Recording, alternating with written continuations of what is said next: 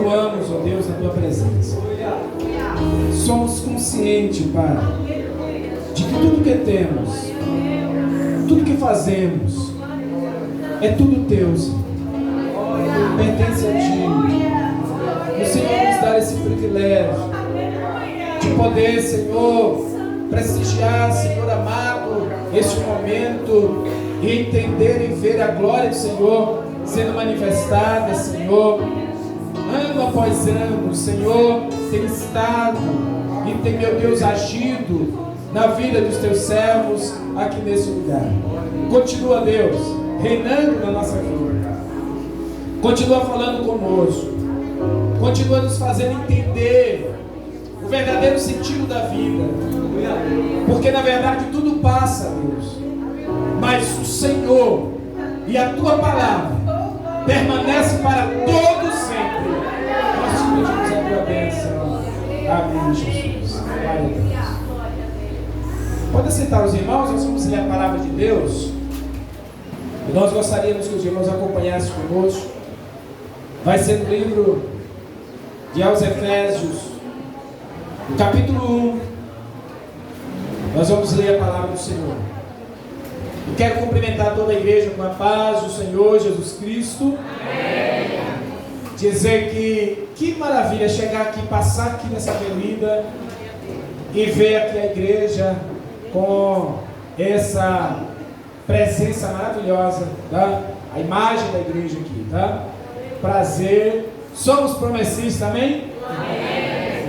Temos alegria e glorificamos a Deus por isso, por estar aqui mais uma vez com os irmãos, ao pastor da igreja, ao missionário também, a toda a liderança. Muito obrigado por ter contribuído com isso. Significa que não só aqui, pastora, mas todas as igrejas, várias igrejas que estão sendo abençoadas e irão também receber a bênção de Deus. E lembrando aos irmãos que a obra não parou ainda, né? Não parou aqui, né? Acho que o pastor disse assim, deixa eu pedir ali um auxílio, uma ajuda, e vou levar ele lá para ver o negócio aqui, né? Pastor de vocês é inteligente, viu, né? É inteligente. Mas vamos em frente, viu? Vamos em frente. Glória a Deus. Meus irmãos, aos Efésios, no capítulo 1, diz para nós, a partir do verso de número 18, a partir do número 18, a palavra de Deus diz assim: por essa razão, desde que ouvi falar da fé que vocês têm no Senhor Jesus e do amor que demonstram para com todos os santos, não deixo de dar graças por vocês, mencionando-os em minhas orações. Peço que o Deus de nosso Senhor Jesus Cristo, o glorioso Pai, lhes dê espírito de sabedoria e de revelação no pleno conhecimento dele. Oro também para que os olhos do coração de vocês sejam iluminados, a fim de que vocês conheçam a esperança para a qual ele nos chamou, as riquezas da glória, da gloriosa herança dele nos santos, e a incomparável grandeza do seu poder para conosco, os que cremos conforme a atuação da sua poderosa força. Esse poder ele exerceu em Cristo, ressuscitando-os dos mortos e fazendo-os assentar-se à sua direita nas regiões celestiais, muito acima de todo governo e autoridade, poder e domínio. Louvado seja o nome do Senhor. Nós vamos falar um pouco, mesmo com calor, né? Estamos sentindo, não se preocupe, já vem o refresco do Espírito de Deus na sua vida, amém? E lembrando que esse momento e esse dia é um dia especial, porque você foi chamado aqui para você poder exaltar aquele que durante vários anos abençoou este lugar. Por isso que a palavra do Senhor à igreja nessa noite é para provocar um desejo. O desejo que o apóstolo Paulo teve é o desejo que vai continuar no nosso coração. Quando ele escreve, dizendo oro também. Esse oro também é um sentido específico. É algo que leva-nos a entender que o apóstolo orava por várias outras coisas. E aí ele chega dizendo nesse texto do verso 18: oro também para que os meus olhos possam então ver que os olhos do coração de vocês sejam iluminados. Diga comigo, iluminados. Antes, porém, eu disse, pastor, que luzeiros aqui nesse lugar, né? Tá bom? Glória a Deus. Chamou a minha atenção, porque leva-nos a ver que algo foi feito. E várias pessoas, e eu também, passando na frente dessa avenida, aí por essa avenida, a igreja leva a abrir os meus olhos e entender que ela está iluminada. Ela está sendo um sinal. Ela está se deixando ver. E aí nós começamos a entender, meus amados irmãos, igreja do Senhor Jesus, que quando alguém já disse que a oração é o espelho da vida interior, observe que esse alguém, quando ele está orando, preste atenção nisso,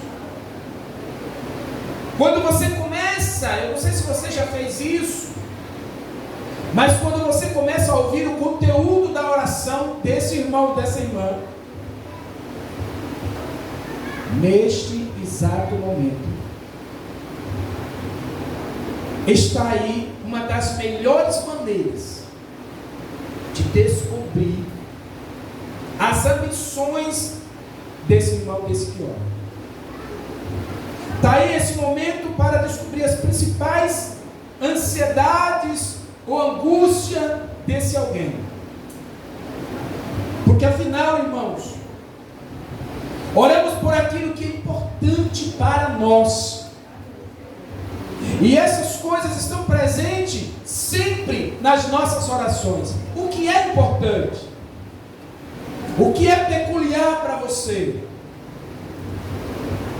E eu quero dizer que se você está aqui nessa noite, é porque essa igreja, ela não parou de orar. Se você está aqui nessa noite, é porque o Espírito Santo de Deus levantou homens e mulheres para continuarem de joelhos, anos após anos, para testificar o poder dele nesse lugar. Eu não tenho dúvida que você foi chamado e que o anjo do Senhor, os anjos de Deus, anotou hoje o seu nome no livro, amém? Amém. O meu está, pastor Valdir. Porque você está entendendo que tudo na nossa vida é fruto da oração. Por isso que o apóstolo Paulo disse claramente que sempre também precisava orar por esse negócio. Porque se alguém parecesse para analisar as orações de Paulo, se você chegasse a ouvir a oração do apóstolo orando, já parou para pensar nisso? Eu não sei quantos de vocês que gostam de ouvir a oração de alguém, eu não sei.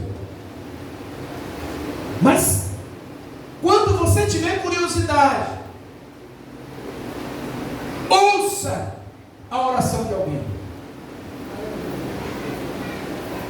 Você vai descobrir algo, você vai ouvir algo que você nunca ouviu, que você nunca imaginou. Porque quando esse alguém está falando com o Senhor, quando esse alguém está em secreto com Deus, há mistérios sendo revelados, há algo extraordinário acontecendo. Por isso, se nós tivéssemos a oportunidade de ouvir a oração de Paulo, nós chegaremos à conclusão de que ele era um cristão maduro, que ele dificilmente o veriam orando por coisas materiais, de modo constante, objetivos materiais. O apóstolo estava suplicando pela igreja. O apóstolo Paulo orava pela igreja. O apóstolo preso intercedia pela igreja. O apóstolo sofrendo, mas estava preocupado com a igreja, porque ele estava preocupado para que a igreja pudesse continuar sendo canal do favor e das bênçãos espirituais dos céus. É por isso que nós lemos esse capítulo de Efésios, capítulo 1, e vemos essas orações aqui. E através dessas orações, irmãos, nós aprendemos algo extraordinário para a nossa vida. O trecho de Efésios 1, 15 e 23 começa com a expressão "por esta razão". E aí eu digo para você, é por essa razão que essa igreja está completando 37 anos.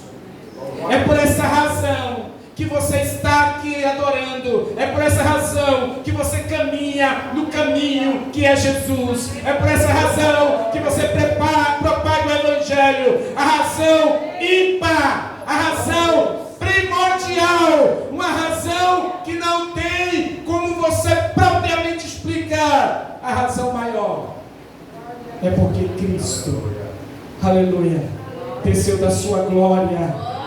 É que Cristo se revestiu do homem, é que Cristo morreu, é que Cristo foi sepultado, é que Cristo foi levantado ao madeiro, é que Cristo foi colocado no túmulo e que Cristo ressuscitou. Aleluia! É por essa razão, não tem outra razão específica na minha Bíblia que digo por que a igreja, ela existe. Porque Cristo instituiu a igreja. Porque Cristo entende que a igreja ia ser fiel nas suas convicções. Amém. Essa expressão faz referência a toda a descrição do propósito, irmãos. Esse propósito de Deus. E é por isso que quando nós estudamos a palavra, Paulo louva a Deus por ter abençoado a igreja e depois ora pedindo para que Ele ajude a entender todas essas bênçãos. E nós precisamos entender o porquê de todas as coisas. Porque nós não somos sozinhos. Nós não andamos sozinhos. Nós não dormimos sozinhos. Nós não comemos sozinhos. Nós não vivemos só, irmãos. O Senhor é conosco. Eu estou com vocês todos os dias, até a consumação do século. Foi o Senhor que disse para nós. É por isso, irmãos, que a nossa alegria é entender que uma igreja, ela precisa continuar, entender que o ser humano foi criado com o objetivo de viver para quê? Única e exclusivamente para a glória de Deus. Você faz parte da glória de Deus. Como eu falei que a igreja, esse luzeiro aqui, você é o luzeiro de Deus. Para o inferno, essa iluminação aqui não interessa. Mas a tua iluminação para o inferno incomoda. Você é a luz do Senhor. E é por isso, irmãos, que a igreja existe. É por isso que a carta aos Efésios revela que na igreja esse projeto é resgatado, o sentido da igreja, o retorno de Cristo é anunciado e a vida com Deus é proclamada a todo instante, todo dia, todo momento. Não podemos imaginar que podemos viver sem. A igreja cumpre um papel significativo, meus irmãos. Leva-nos a obedecer a Deus, a obedecer algo que até então desconhecido. Muitas pessoas que estão lá fora, que não conhecem, se aproxima, ouve a palavra, e a palavra entra no seu coração, e é apta para discernir os pensamentos, e a palavra vai e faz a transformação completa e total dessa pessoa. Ela começa a viver o sobrenatural. É por isso, meu irmão, que você está festejando hoje. Sua festa hoje não é em vão. É por isso que o Senhor está recebendo tua oferta de adoração. Porque você está valorizando momentos e momentos neste lugar que muitos passaram, que não relatam aqui, mas viveram, mas o Senhor os abençoou de tal forma que nós estamos aqui hoje em 2023 celebrando a vitória deles. Não é só a tua vitória, meu irmão. Não é só a tua vitória. É de todos que passaram. Os cristãos de Éfeso tinham uma fé verdadeira. Os cristãos de Éfeso não perdiam tempo com outras coisas. Eles tinham um amor profundo uns pelos outros. Os cristãos de Éfeso tinham uma caminhada reta. Não tinha desvio. Não tinha parada. Não tinha lado direito, esquerdo. Era completamente reta. Eles entendiam o que eles estavam fazendo, a caminhada dessa fé. E é por isso que Paulo, o apóstolo Paulo, se preocupava muito. Pede que eles continuem progredindo na fé. E essa é a nossa mensagem nessa noite. Progrida, irmão e irmã, a sua fé, onde ela está, em que momento ela parou de funcionar. Mexa ela aí onde você está, em qualquer momento da sua vida. Procure mexer e desenvolver essa fé. Cada vez que você mexe na fé, você descobre algo novo. Você se surpreende. Você começa a ver, cada vez que você mexe, cada vez que você conhece, eu pensei que eu conhecia, eu pensei que eu sabia. Você vai aprendendo muito mais. Por isso que o apóstolo Paulo se preocupava, ele pede a Deus que dê espírito de sabedoria e de revelação àquela igreja. E eu oro a Deus para que o Senhor dê a cada um dos irmãos aqui esse espírito de revelação, esse espírito de sabedoria, de garra, de força. E aí, meus irmãos, quando ele pede isso, quando ele diz, dê a vocês o seu espírito, Paulo aqui está colocando uma atuação especial, para que a iluminação do Espírito Santo haja, contemplando todos os cristãos, todos os fiéis. É bom, meus irmãos, que se diga que o Espírito de revelação não tem a ver com revelação além daquilo que já está revelado na palavra de Deus. Ela vai nos lembrar, ela vai nos orientar, ela vai nos levar a ter um entendimento verdadeiramente conclusivo, sem dúvida. Nós sabemos, irmãos, igreja, que o mundo já está maligno. Está tudo confuso lá fora. A pandemia não passou ainda, continua. O povo não tem, não sabe, não quer. E nós somos a igreja que o Senhor escolheu, esse povo, para poder colocar a placa da sinalização. Siga Jesus. Faça para Jesus. Jesus te espera. A igreja está para isso. A igreja subsiste para esse fim. Segundo lugar, uma igreja com entendimento. E aí, na continuação dessa oração do apóstolo Paulo, ele faz um pedido a Deus para que a igreja de Éfeso tenha os olhos do coração. Olhos do coração. Deve ser entendido isso, irmãos, como uma referência a iluminar os olhos do coração, para que a sua mente venha a ser aberta, a sua mente compreenda os desígnios de Deus, a vontade de Deus, a existência de Deus, o querer de Deus. Isso tudo levar o crente a ver mais de Deus na vida. A iluminação será para isso. E aí, eu tenho 3 alternativas para a igreja. Primeiro lugar, a esperança no chamado de Deus. A súplica de Paulo aqui, irmãos, por compreensão da esperança no chamado aqui, diz respeito à expectativa que os cristãos possuíam diante do chamado. Qual é a tua expectativa? Primeiro, igreja, qual é o teu chamado? Segundo, igreja, se assim como o anjo escreveu as igrejas, 7 igrejas da Ásia lá no Apocalipse, se o anjo fosse escrever a essa igreja, o que ele diria para vocês? A gente precisa entender que nada, irmãos, nada fazemos por acaso.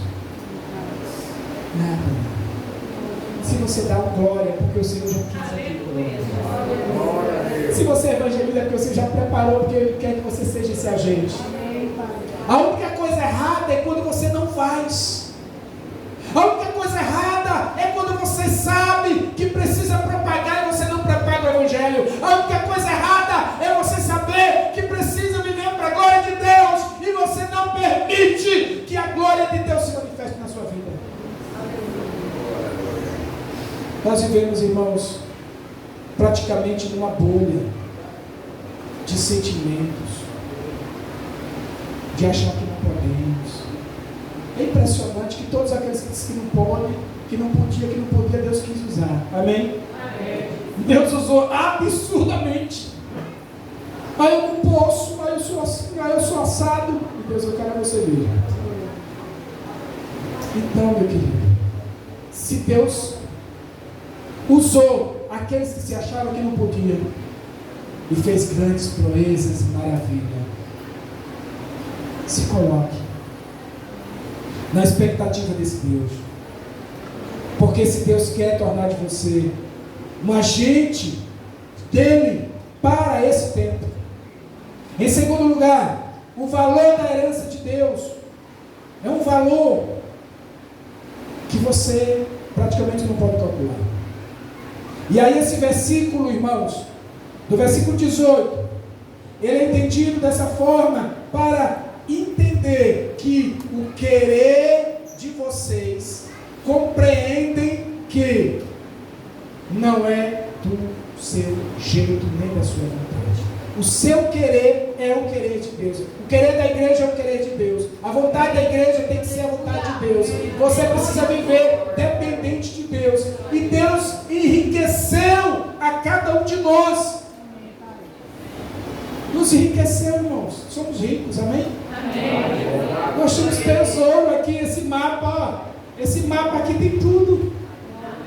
Tudo que você procura tem aqui. Ah, irmãos, nós somos riquíssimos. O problema é que às vezes não valorizamos aquilo que temos. Não tornamos visível aquilo que nós temos. Ocultamos muitas vezes. Igreja, vamos se ligar cada vez mais no Senhor. Deus quer que você fale, que você testemunhe, que você adore dessa forma. Não oculte as bênçãos de um milagre de Deus, que Deus tem realizado. Em terceiro lugar, o incomparável poder de Deus é assim que é anunciado pelo apóstolo Paulo. Ele ora dizendo: peço que Deus abra a mente de vocês para que vejam como é grande o seu poder que age em nós, os que cremos nele. Você já parou para pensar nisso? O quanto Deus que nós servimos é grandemente poderoso. Esse poder, meus irmãos, é como algo esplêndido, algo absurdamente incomparável. E o apóstolo Paulo aqui quer que os crentes entendam esse poder. E por isso o apóstolo Paulo, ele ora para que os irmãos em Éfeso entendessem esse poder. Imagine, meus irmãos, que na sequência aqui, Paulo apresenta duas situações em que esse grande poder de Deus esteve atuando na ressurreição e na ascensão de Cristo. E aí, por seu poder, quando Deus então ressuscitou Jesus entre os mortos e o fez assentar à sua direita na região celestial, o versículo 20, parte B, deu autoridade a Cristo para que em seu nome administrasse o governo do céu e da terra.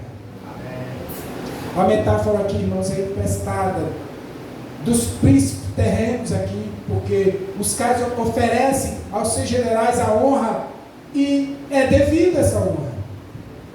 Mas logo em seguida, no versículo 21, temos uma referência aos anjos. Eles são chamados de principados, autoridades, domínios e poder. Não são diferentes, irmãos. Não são diferentes tipos de anjos.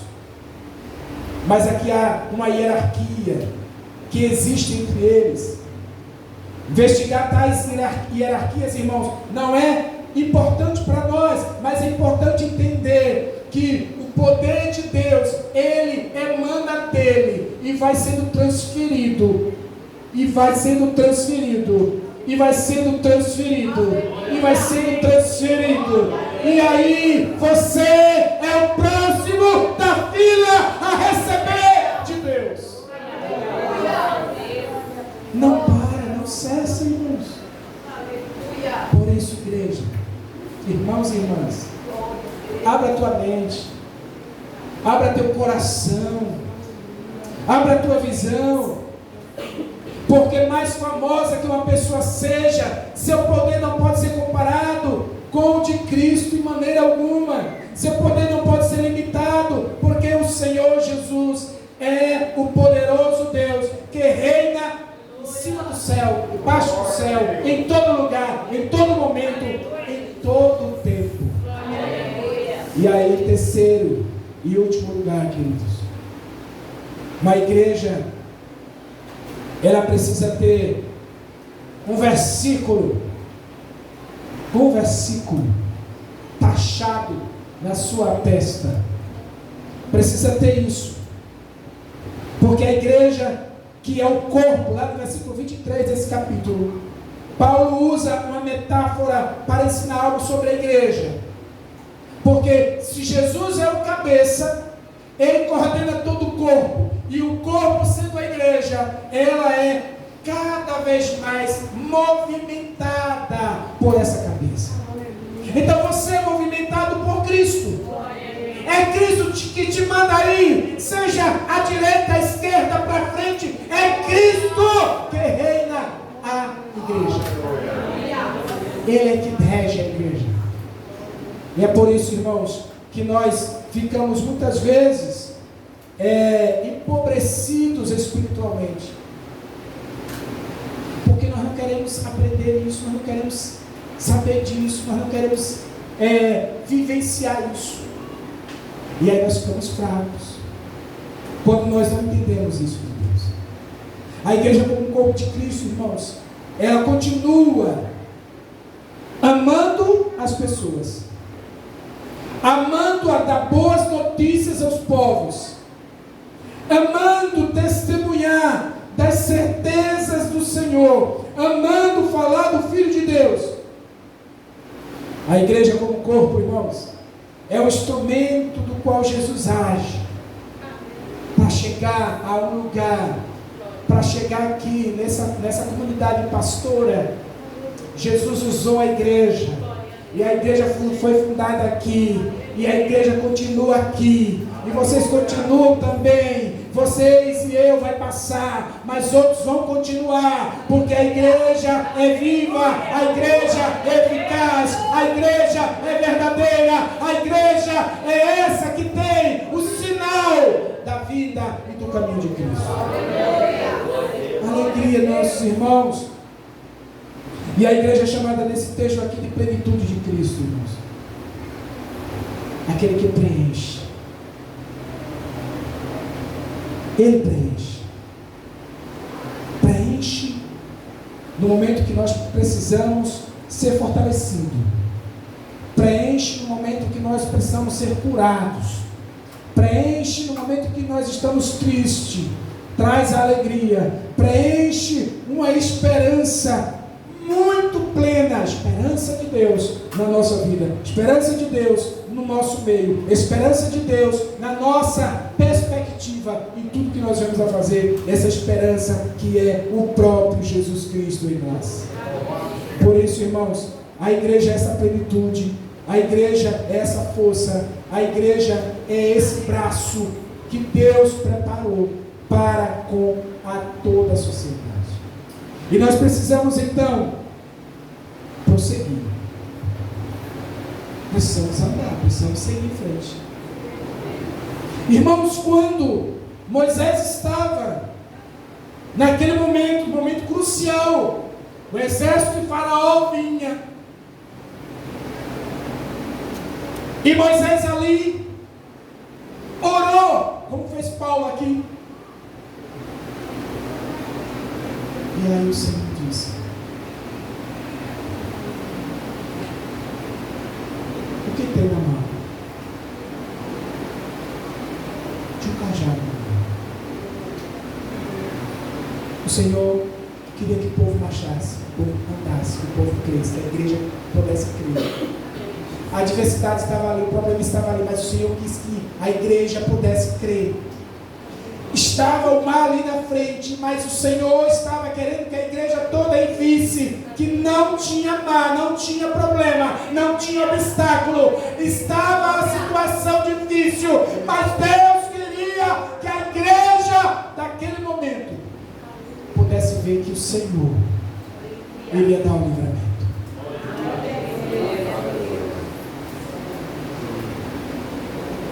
Igreja de Deus. Quando Moisés e Arão se apresentou a Faraó, mais uma vez, o Senhor deu um sinal. O cajado de Moisés se transformou numa serpente que engoliu a outra serpente. E aí, aquele fenômeno que vocês sabem aconteceu.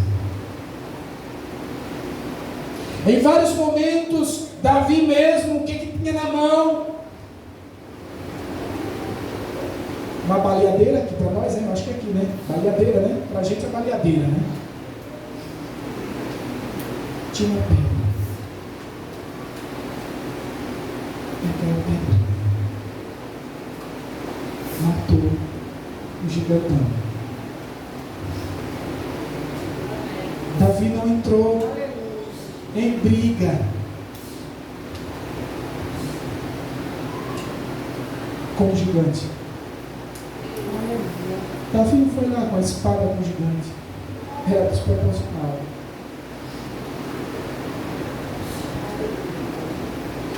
Em muitas situações, o Senhor olha e diz: o que é que você tem? Você tem na mão. E aqui para a igreja, para essa igreja, O Senhor olha hoje, vê essa situação, seja ela qual for. O Senhor pergunta para essa igreja: o que você tem na mão?